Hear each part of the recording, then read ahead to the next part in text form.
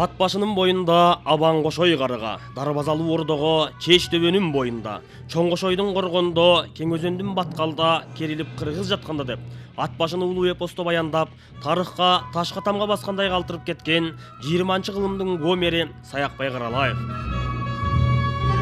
Так ушул улуу инсандын 125 жылдыгына карата Ат башы районуна караштуу Казыбек айылында Манастан интеллектуалдык оюнунун райондук таймашы болуп өттү. Эшигин көрүп төрүнөт дегендей, Нааматбек Үсеналиев атындагы орто мектебинин 300дөн ашык окуучулары меймандарды салам айтып ийилип тосуп алышса, ал эми театралдаштырылган өзгөчө даярдыктары көңүлүбүздү бурду. Уят кыла жортомаскен!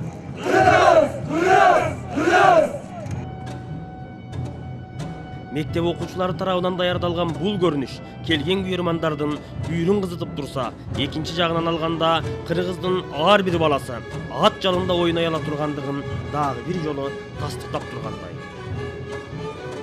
Иш-чаранын жүрүшү муну менен эле чектелип калбастан кыргыздын улуулугун далилдеген ак калпактуу жигиттерибиз бир кылка кара жоргону бийлешсе, ары жактан орун алган кичинекей ини карындаштарыбыз манастап ураан чакырып, улуу эпостон жар салышты.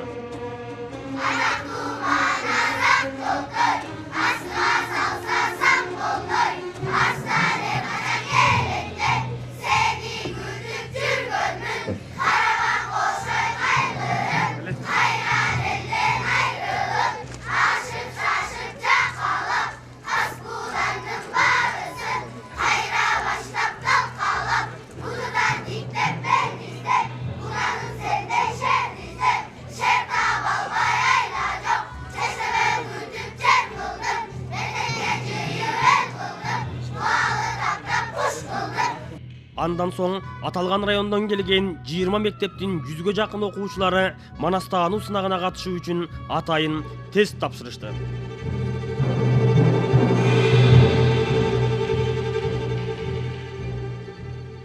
Бүгүнкү Манастан боюнча кароо сынакта 20 мектептен 3төн окуучу келип катышты. Бүгүн ушул кароо сынактын жыйынтыгында биздин мектеп биринчи орунду алды.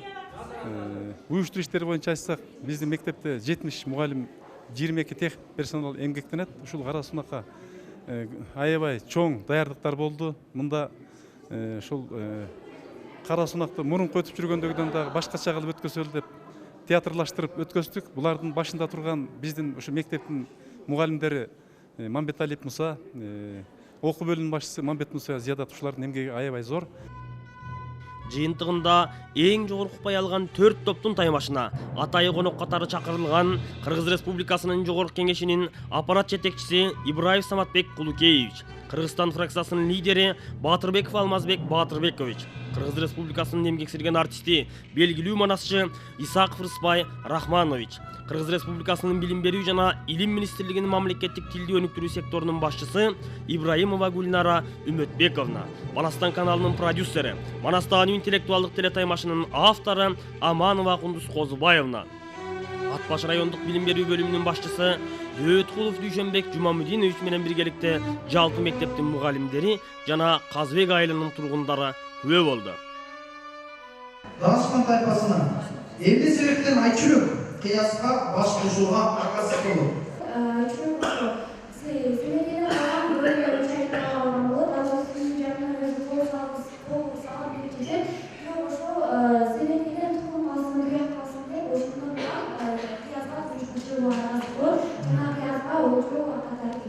Атадан алты болууча элине эпөө болсо чүрү деген лакап сөздү Манаска жараткан ишкерisi болот. Бул эң эле жеңил оңой суроолордун бири болчу. Аталаш кылгандары кимдер Манастан? Бүгүн Ат башы районунун Казыбек айылында Нааматбек атындагы орто мектепте чоң майрам болуп жатат.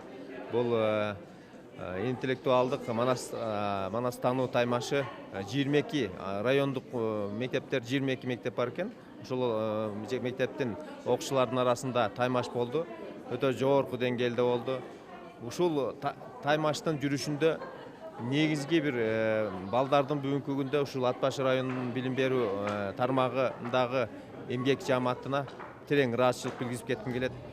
Мына ошентип Таймаштагы соңуна чыгып, жыйынтыгында 1-орунду Нааматбек Үсеналиев атындагы Казыбек орто мектеби ээ болсо, 2-орунду Ат башы районунан келген Карыбек уулу Акматалы атындагы орус тилдүү мектеби алды.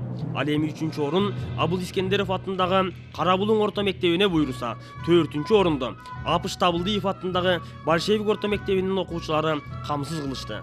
Орунга илинген ар бир тайпанын мүчөлөрүнө демөөрчүлөр тарабынан баалуу китептер, акчалай сыйлык, диплом жана ордендер тапшырылды.